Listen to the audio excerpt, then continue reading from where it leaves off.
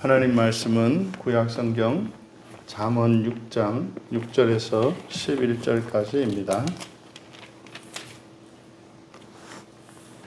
우리 같이 한 목소리로 함께 읽겠습니다. 게으른 자여 개미에게 가서 그가 하는 것을 보고 지혜를 얻으라. 개미는 두령도 없고 감독자도 없고 통치자도 없으되 먹을 것을 여름 동안에 예비하며 추수 때에 양식을 모으느니라. 게으른 자여 내가 어느 때까지 누워 있겠느냐? 내가 어느 때에 잠이 깨어 일어나겠느냐? 좀 더 자자, 좀 더 졸자, 손을 모으고 좀 더 누워 있자 하면 내 빈궁이 강도같이 오며 내 곤핍이 군사같이 이르리라. 아멘. 가라, 보라, 지혜로우라 라는 제목으로 말씀의 은혜를 나누고자 합니다.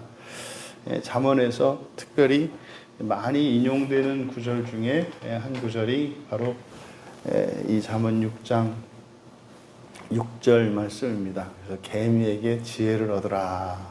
이제 오해되고 있는 본문입니다. 그래서 실제로 문득 우리가 이렇게 생각하기에는 개미들이 살아가는 이치가 묘하니까 마치 사람이 개미에게서 무슨 배워야 될 무슨 지혜가 있는 것처럼 그렇게 생각을 합니다만은 사실 조금만 생각해 보면 이치에 맞지 않지 않습니까?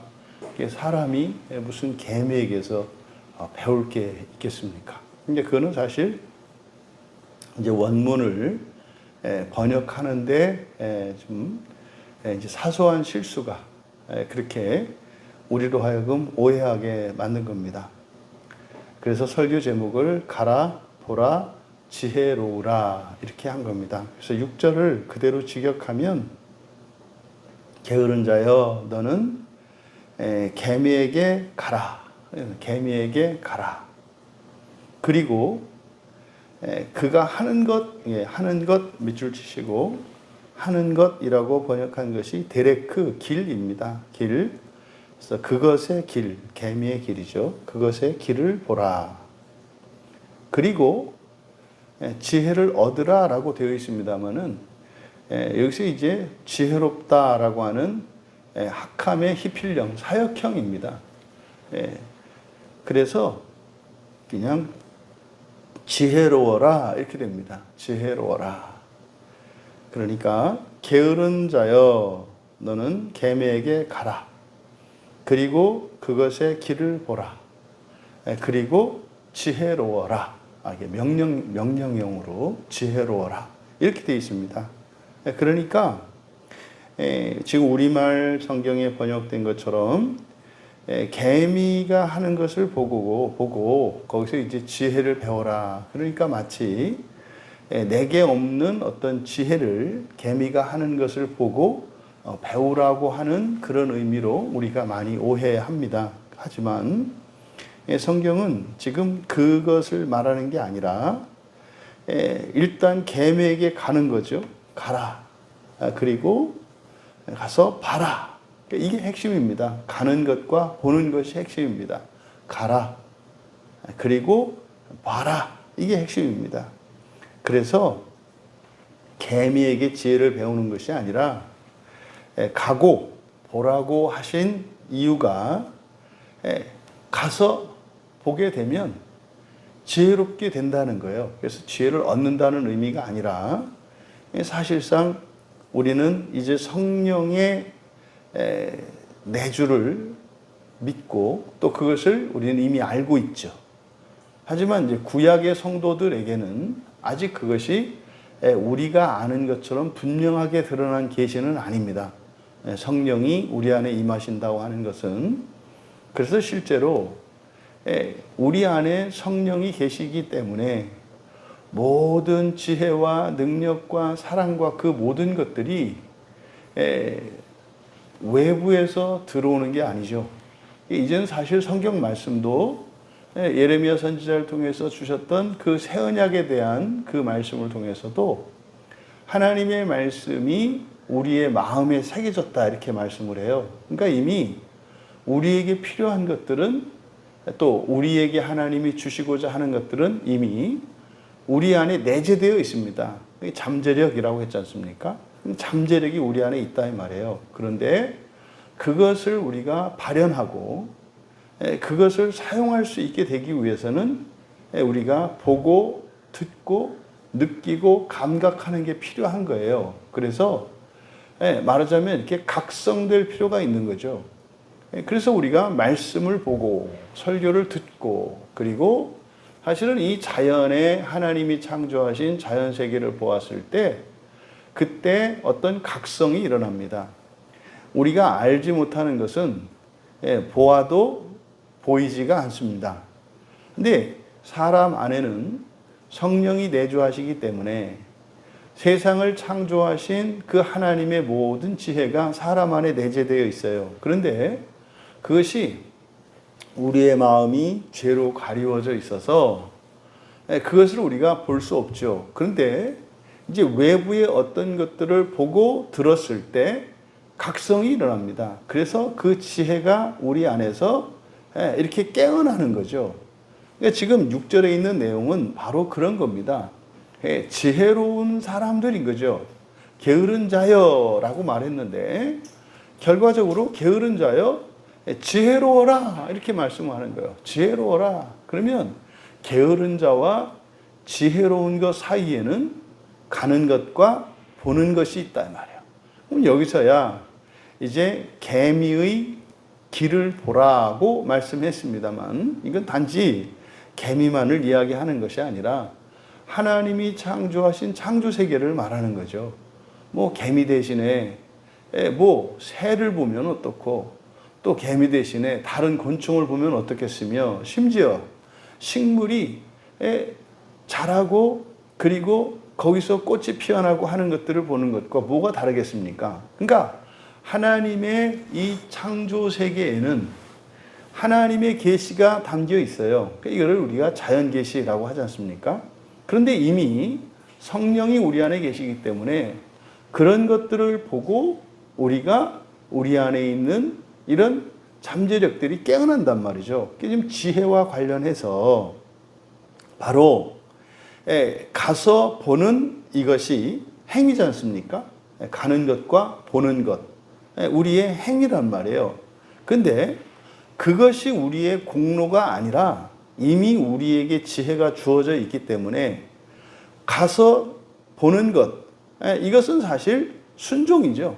하나님께서 이미 먼저 주신 그것을 우리가 순종함으로 그것을 받아 누리는 겁니다. 그래서 여기서는 지혜로우라라고 이제 말씀을 한 겁니다.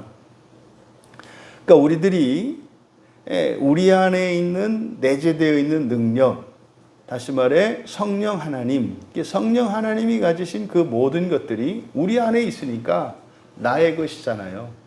성령이 내 안에 계시니까 내 것이란 말이에요. 그래서 성령의 모든 지혜와 능력들이 우리에게서 발현될 수 있어요.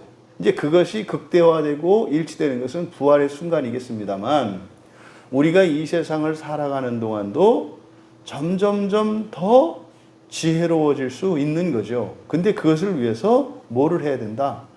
가서 보라는 겁니다. 이때 보라는 것은 하나님의 창조 세계예요. 그러면 그 개미에 대해서 이제 이야기를 하는데 7절에 개미는 두령도 없고, 이때 두령이라고 하는 것은 카친, 이제 통솔자입니다. 앞장서서 인도하는 자, 통솔자예요. 나를 따르라. 이제 맨 앞에 서서 가는 통솔자. 통솔자도 없고, 감독자, 쇼테르인데 이건 관리자죠. 그래서 앞서서 가는 통솔자가 있고, 그리고 중간에 이탈하거나 낙오하거나 뭐 딴짓하는 사람이 있는지 없는지 보는 게 관리자죠. 이게 이제 쇼테르, 감독자라고 번역한 것이고, 그 다음 통치자, 이게 이제 마샬입니다. 다스리는 자죠. 다스리는 자. 이제 전체를 이제 다스리는 것을 말해요. 그러니까 개미는 통솔자나 감독자나 이런 다스리는 자도 없이, 이제 8절과 한 문장입니다. 그러니까 통솔자나 감독자나 다스리는 자도 없이, 그리고 8절에 먹을 것을 여름 동안에 예비하며 추수 때에 양식을 모으느니라 이렇게 되어 있습니다만은 여름에 그대로 직역을 하면 뭐 의미상으로는 큰 차이가 없겠습니다만은 여름에 개미를 준비하게 할 것이다. 여름에 개미를 준비하게 할 것이다. 뭐가 준비하게 할까요? 이건 지혜가 그러겠죠. 지혜가. 그러니까 개미에게도 지혜가 있어서 통솔자나 감독자나 다스리는 자 없이도 여름에 개미들로 하여금 준비하게 한다는 거예요. 양식을 위하여 추수 때 먹을 것을 모았다. 그러니까 양식을 위하여 추수 때 먹을 것을 모았다. 그러니까 지금 6절과 7절과 8절에 있는 내용은 개미에게도 하나님이 주신 지혜가 있어서 심지어 개미들은 어떤 이렇게 통솔자나 감독자나 다스리는 자가 없는데도 겨울날 준비를 본능적으로 다 한다는 거예요. 우리는 그걸 본능이라고 하지 않습니까? 종종 이제 집을 지을 때 뭐 이렇게 이제 태풍이 오고 이러면 우리들이 이제 지금도 이제 건축가들이 연구하는 게 까치집이란 말이에요. 이 까치집의 그 구조가 너무나 안정적이어서 나무 뿌리가 뽑힐지언정 까치집만 날아가는 법이 없는 거예요. 까치집이 놀랍지 않습니까? 근데 그거 뭐 배워서 아는 것도 아니고 말이죠. 그리고 어떤 까치는 하고 어떤 까치는 못하는 게 아니란 말이에요. 그냥 다 한단 말이죠. 지금 6, 7, 8절에서 우리에게 이야기하는 것은 바로 뭐냐면 하나님이 창조하신 모든 피조물들에게는 그 피조물들 스스로 먹고 살고 자기를 지킬 수 있는 지혜를 다 두셨다는 거예요. 그 안에. 그래서 말 못하고 생각 못하는 그런 개미조차도 긴 겨울에 그 혹독한 겨울을 넘기기 위해서 겨울이 오기 전에 창고에다가 그 겨울에 먹을 그 식량들을 비축해 놓고 그리고 겨울에 그 안에서 지내는데 필요한 공간들을 다 확보하고 한단 말이에요. 그러니까 지금 이 말씀은 사람들어 개미에게 무엇을 배우라. 이거는 사실은 기독교인들과 창조론자들이 하는 것이 아니라 진화론자나 이런 자연과학자들이 이야기하는 거죠. 그러니까 사람을 동물 중에 하나로 보는 경우에 다른 것에서 배울 것이 있는 것처럼 여러분 사람은 배울 것이가 외부에서 배워드리는 것이 아니라 이미 우리 안에 있는 것을 깨우는 것이란 말이에요. 그러니까 우리가 성경을 보는 것도 우리가 성경을 볼 때 암기를 하고 생각을 합니다만 이것을 우리가 읽고 이해해서 그것으로 우리가 지혜나 하나님의 계시를 배우는 게 아니에요. 성경은 우리 안에 있는 것을 깨우는 것뿐입니다.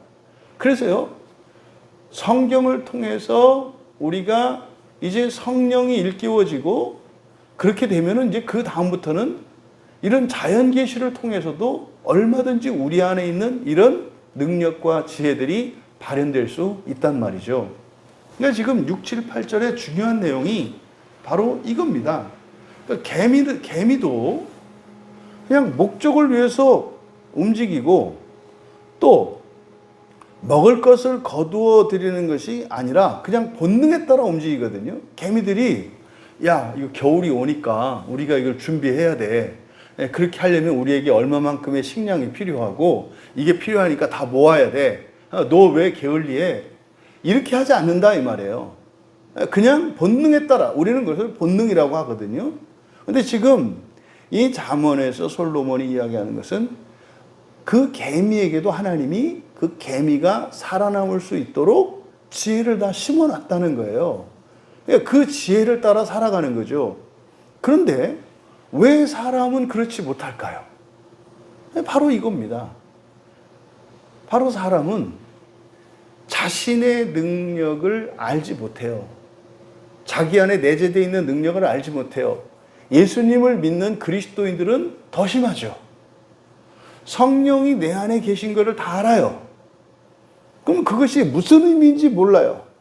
그러니까 이렇게 신비적으로, 추상적으로 이걸 생각을 하니까 성령이 굉장히 관념적이고 애매하고 막연하단 말이에요. 구체적이지가 않아요. 근데요, 지금 이 특별히 잠언에서 강조하는 이 지혜, 이것은 바로 우리 안에 계신 성령으로 우리가 인식할 수 있어요. 보통 성경을, 이 잠언을 읽을 때 지혜를 예수로 바꿔서 읽어도 큰 무리가 없습니다. 근데 예수님이 하나님이시잖아요.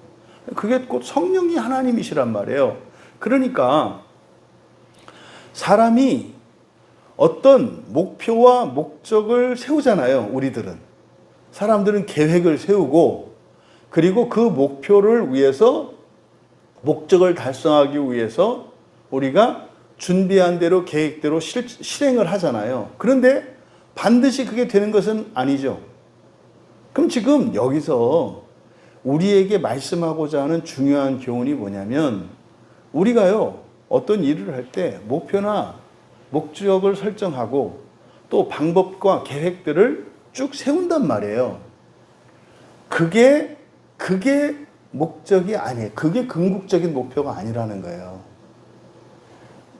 그러니까 지금 여기서 말씀하려고 하는 것은 우리가 세워놓은 그런 계획과 또 우리가 세워놓은 그런 목표나 이런 목적들이 달성하느냐 못하느냐 여기에 있는 것이 아니라 사실은 그걸 통해서 뭘 하는 거예요? 하나님과 우리가 일치하고 있는가, 그렇지 않은가를 깨닫는 게 중요한 거예요. 그러니까 이 시행착오를 거치면서 하나님을 닮아가는 게 중요하다 이 말이에요. 그러면 우리가 하나님이 하셨던 것처럼 작정을 하셨고 창조하셨듯이 우리를 또 계획을 세우고 그 계획을 따라 실행을 한단 말이에요. 근데 우리는 우리가 세운 목표와 그 계획을 따라 실행하는 게 궁극적인 목표가 아니에요. 그걸 통해서 뭐예요?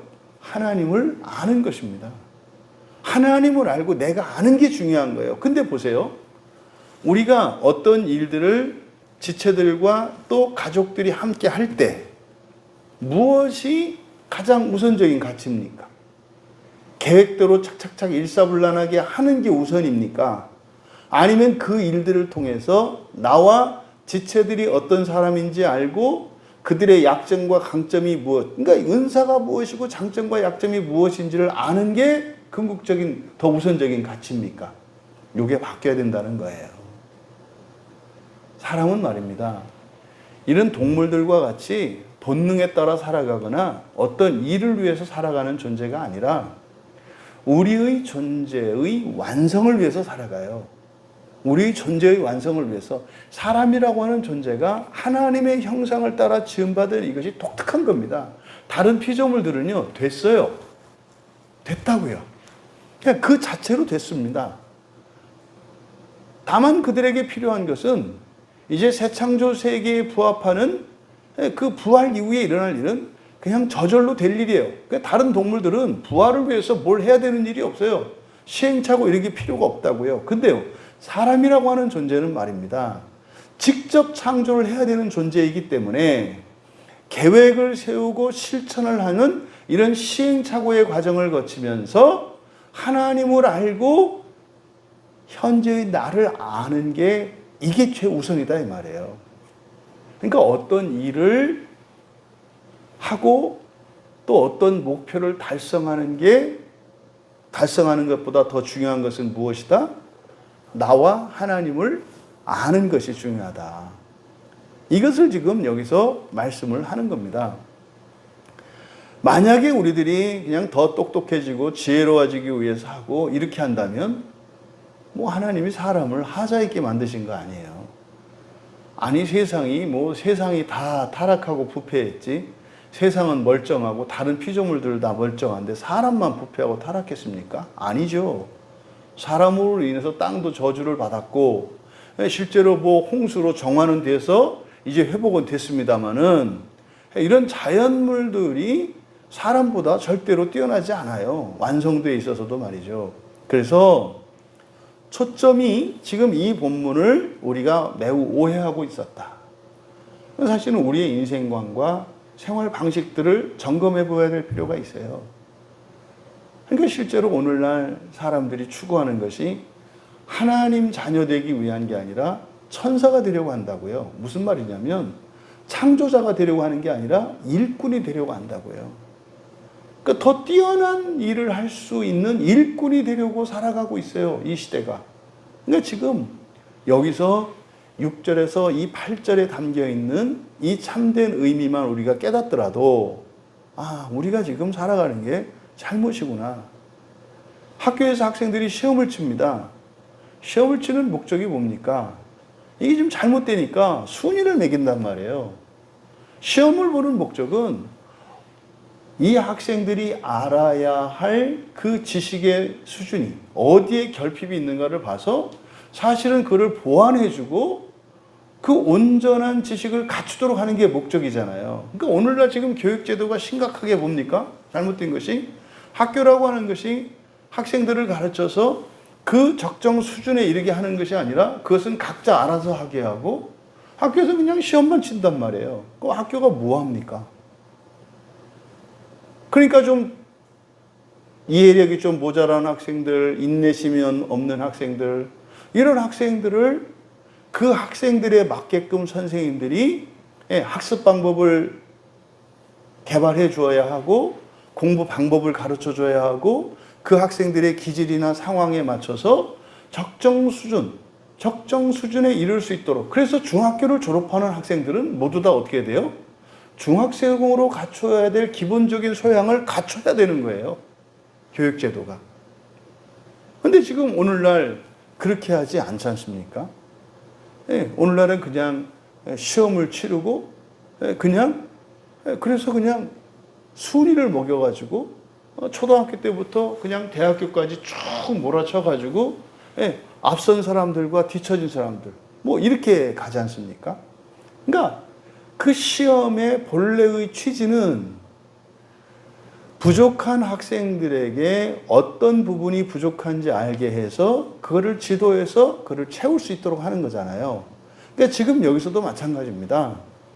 사람이 이 세상을 살고 계획을 세우고 이러저러한 시행착오를 거치는 거 틀리는 게 문제가 아니다 이 말이에요. 잘하고 틀리고가 중요한 것이 아니라 끊임없이 우리는 예수 그리스도를 목표로 해서 그리스도와 나 사이의 차이점이 무엇인지 그리고 나에게 일어나는 변화가 무엇인지를 그래서 하나님께서 정말 우리 안에서 새롭게 변화시키신 그 은혜들을 실감할 수 있게 하는 게 목적이라고요. 그래서요. 그걸 기뻐하고 하나님께 감사하고 하나님을 더 사랑하게 하는 게 목적이다 이 말이에요. 그러니까 기능적인 인간을 말하지 않아요. 이 지혜도 세상을 더 지혜롭게 살고 이게 아닙니다. 이게 아닙니다. 이미 우리 안에 그 모든 것들은 갖춰져 있다. 그러면요. 지금 여기서 말씀하려는 게 뭡니까? 가라. 그리고 개미의 길을 봐라. 그리고 지혜로워라. 배워서 되는 게 아니에요. 가서 보면 우리 안에 내재되어 있는 지혜가 각성이 돼요. 그럼 지혜롭게 되는 겁니다. 근데 그게 목표가 아니에요. 가서 보고 배우는 이게 중요한 것이 아니라 뭐예요? 나와 하나님을 아는 게 핵심이다 이 말이에요. 그러면요 어떻게 될까요? 우리가 계속 회개하게 됩니다. 내 계획에 어떤 시행착오 있었어. 하나님은 그런 게 없잖아요. 또 내가 세웠던 목표가 참 헛된 거야. 이루고 보니까 이거는 목적으로 삼을 만한 것이 아니었구나. 이렇게 해서 결국 우리는 뭐 하게 됩니까? 회개하게 되는 거예요. 이게 회개죠. 잘못했습니다. 용서해 주세요가 회개가 아니에요. 내가 어느 부분에 무엇이 달라져야 되겠구나. 온전해져야 되겠구나. 이걸 깨닫는 겁니다. 그리고 변화되기를 원하는 겁니다. 그리고 그렇게 되기를 뜻을 세우고 예수 그리스도의 이름으로 하나님께 은혜를 구하는 거예요. 이게 회개란 말이에요. 그러니까 이것은 각 개인의 능력이나 수준과 상관이 없습니다. 그러니까 그리스도인들이 지상을 살아가는 공통점, 회개하면서 살아가는 사람들이에요. 회개하면서 살아간다는 게 뭐 자아 비판하고 뭐 잘못, 이게 아니죠. 이게 아니죠. 끊임없이 우리 주 예수 그리스도를 닮아가는 사람들이라는 뜻이에요. 그러니까 이렇게 닮아가는 과정, 이거를 해결하고 하는 거죠. 9절에 게으른 자여 내가 어느 때까지 누워 있겠느냐, 내가 어느 때에 잠이 깨어 일어나겠느냐. 여기서 이제 게으른 자라 그랬는데 여기서는 잠자는 자인 거죠. 왜냐하면 앞에서 게으른 자여 이렇게 말하고 뒤에서는 잠으로부터 어느 때 일어날 거냐 그랬으니까 이때 게으르다라고 하는 이것은 우리가 이야기하는 게으름이 아니에요. 가지 않고 보지 않는 걸 말하는 거예요. 가지 않고 보지 않는 것. 그러니까요, 우리가 뭘 막 공부하고 배워서 되는 게 아니라 가면 되고요, 보면 된단 말이에요. 그러면 성령께서 우리가 무엇인가를 깨달을 수 있도록 하시고 우리를 지혜롭게 하신단 말이에요. 그러니까 이거는 개인의 어떤 역량이나 어떤 능력과는 전혀 상관이 없는 거예요. 그러니까 뭡니까? 봐라. 그러니까 여기서 가라고 하는 게 뭐겠습니까? 행하는 거죠. 뭐든지 해라 이 말이에요. 뭐든지 해라.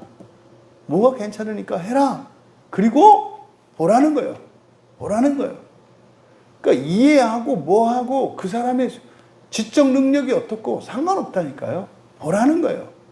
그러면요, 그때 성령께서 깨우쳐 주시고, 그럼 우리 안에 있는 잠재력이, 여기서는 지혜죠.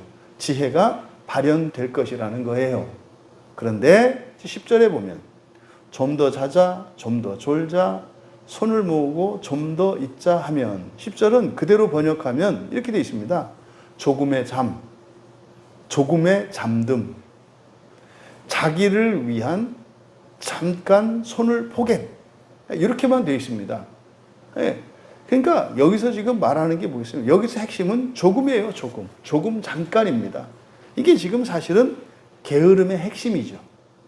게으름의 핵심이 안 하는 게 아니에요. 미루는 겁니다. 잠깐만, 조금만. 요게 이 게으름이라는 게 말입니다. 일하지 않거나 농땡이 부리는 사람이 아니에요. 즉시 하지 않는 것이 게으름이에요. 성경에서 말하는 게으름은 즉시 하지 않는 게 게으름입니다. 서둘러 하는 게 조급함이에요. 그러니까 게으름이라는 말은 아무것도 안 하는 사람을 말하지 않아요. 열심히 일하는데 게으를 수 있어요. 무슨 말입니까? 반박자 늦춰서 하는 거죠. 근데 반박자 늦춰서 하면은요, 더 바쁘고, 더 분주하고, 더 할 일이 많아요. 왜요? 이미 밀린 것들이 있는 사람들은 해도 이게 해결이 안 되거든요. 그러니까 지금 여기서 게으른 자의 핵심, 이게 지금 10절에서 조금 잠깐 미루려고 하는 그겁니다. 즉각적으로 행하지 않는 그거. 그러니까 우리들이 일상생활에서 경험할 때가 있죠. 깨우칠 때가 있죠. 여러분들이 뭔가를 이렇게 딱 생각날 때가 있잖아요. 저거를 이렇게 해야 되겠다. 이거 뭐 해야 되겠다. 근데 절대로 할 수 없는 상황이 아니라 그 잠깐의 생각, 그게 늦춰요. 그럼 나중에 뒤늦게 후회하는 일들을 경험하거든요. 이게 게으름입니다. 그러니까 우리들은 이 순종의 훈련을 해야 되는 것이 이 즉각적인 순종, 이게 즉각적인 순종이 없는 것을 성경에서는 게으름이라고 한다. 그러니까 요 잠깐, 요 조금, 그것이 11절에 그러면 너의 가난이 걸어오는 것 같고 오는 것 같고, 여기서는 강도같이라고 되어 있는데 강도가 아니고 하라크, 그냥 가다입니다. 가다. 그러니까 저절로 온다 이 말이에요. 저절로. 그러니까 이 가난이, 앞에 빈궁이라고 번역한 이 래쉬는 가난입니다. 가난. 이것은 가난한 거예요. 그러니까 가난이 걸어서 온다 이 말이에요. 걸어서 온다. 저절로 온다는 거죠. 또 뒤에 내 곤핍이라고 번역되어 있는데, 곤핍이라고 번역된 마우소르는 이거는 필요나 결핍입니다. 그러니까 가난한 것도 필요한 것이고 결핍이 있는 것이겠습니다만은, 앞에 있는 래쉬와 뒤에 있는 마우소르의 차이가 뭐냐면, 정말로 빈털터리, 거지도 가난하잖아요. 그런데요, 대기업의 회장도 결핍이 있어요. 그러니까 이 레시는 정말로 아무것도 없는, 그러니까 보통 이하, 정상 이하의 가난을 말하는 것이고, 뒤에 있는 마우소르라고 하는 것은 점점점 더 나아지고 더 커지고 발전하기 위해서 모자란 부분을 말해요. 그러니까 결핍이라는 것이 말입니다. 더 나아지기 위한 결핍은 있어야 되는 거예요. 그게 뭡니까? 그리스도인들이 공통적으로 이 지상을 살아가는 동안 느끼는 결핍이 뭐예요? 은혜에 대한 결핍이고요. 그래서 우리가요, 고난을 결단하잖아요. 일부러 우리를 비우잖아요. 내가 능력이 없어서가 아니라, 돈이 없어서가 아니라, 있더라도 그걸 비워버리고 일부러 우리는 결핍 가운데 들어가잖아요. 이게 고난의 결단이거든요. 왜요? 우리는 부활을 목표로 사는 거기 때문에 부활에 이를 때까지, 사실은 우리가 개인적으로 죽을 때까지 항상 결핍의 상태로 살아야 돼요. 이게 뒤에 나오는 마르소로입니다. 그런데 이것이 채워져야죠. 항상 결핍되어 있으면 안 돼요. 결핍이 있고 채워져요. 그럼 어떻게 해요? 인생이 바뀌고 자기의 팔자가 바뀌어요. 그러면 이제 누립니다. 누리면서 살면서 또다시 우리는 결핍을 느끼게 되죠. 그렇게 하면서 은혜를 구하면서 이렇게 이제 한 단계 올라가는 거잖아요. 근데 진전이 안 일어나면 안 되죠. 그러니까 우리가 아주 없는 빈궁한 상태에서 벗어나기 위한 능력이 우리 안에 있어요. 우리 안에 있다고요. 자질이 뛰어나거나 환경의 문제가 아니에요. 어떤 환경과 어려운 환경과 그런 장애를 갖고 태어났다 할지라도 그를 극복할 수 있는 능력과 힘이 우리 안에 내재되어 있단 말이에요. 근데 우리가 왜 그걸 하지 못한다? 느리기 때문에, 잠깐만, 조금만, 이것 때문에 그것을 벗어나지 못한다는 거예요. 그래서 가난이 걸어오는 것 같이 저절로, 그리고 내 결핍이, 여기서는 이제 군사 이렇게 되어 있습니다만은, 군사할 때 이 군이라고 번역한 단어는 마간, 방패고요. 사람이잖아요. 근데 이슈입니다. 그대로 하면 뭐예요? 방패의 남자예요. 방패의 남자.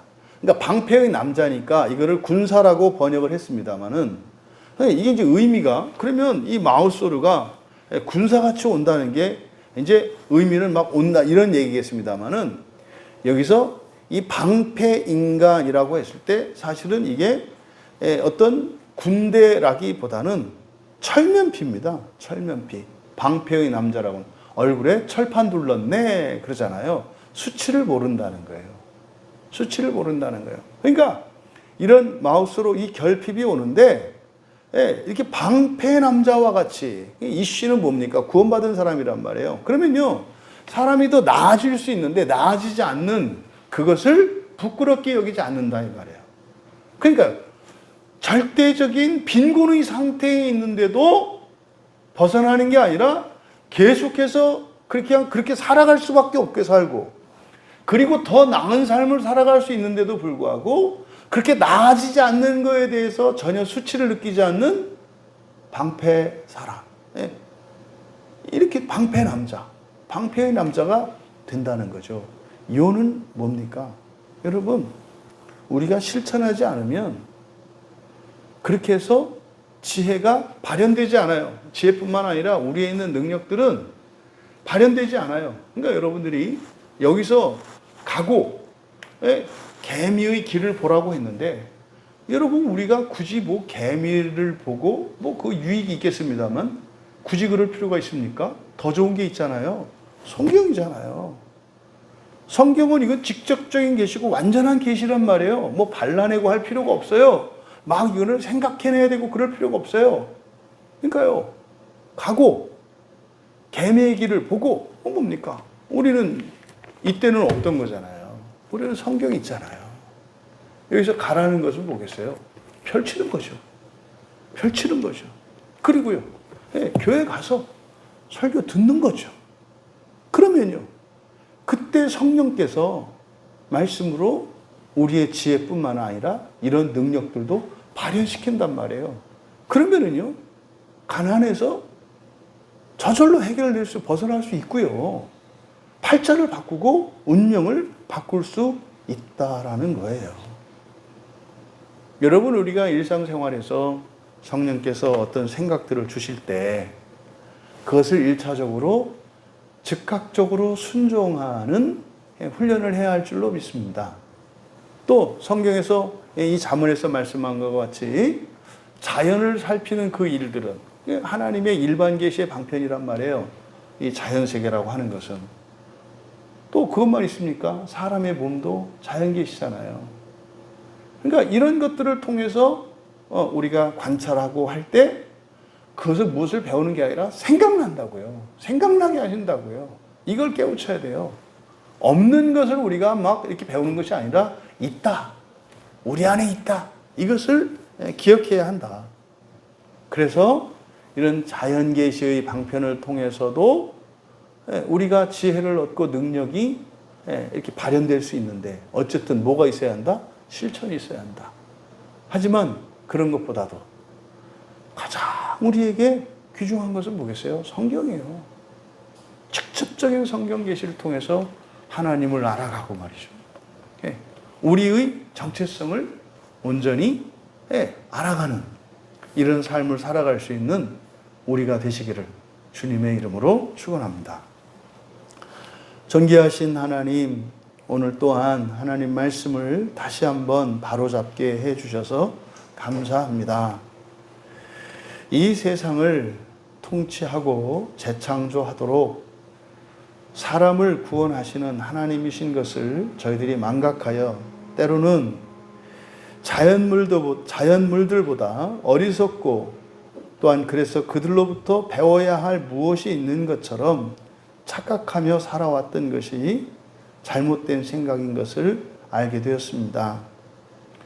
이미 저희 안에 내재되어 있는 하나님의 신성과 그 성령이 저희들을 위하여 주신 선물인 줄 믿사오니 하나님의 말씀과 또한 저희들이 살아가는 삶의 환경과 또한 자연을 통해서 하나님의 참된 지혜를 알고자 할 때 우리의 마음속에서 폭포수와 같은 은혜로 저희들의 내재된 능력들이 발현되게 하여 주셔서 날마다 주님을 닮아가는 그 기쁨과 감사로 살아가게 하옵소서.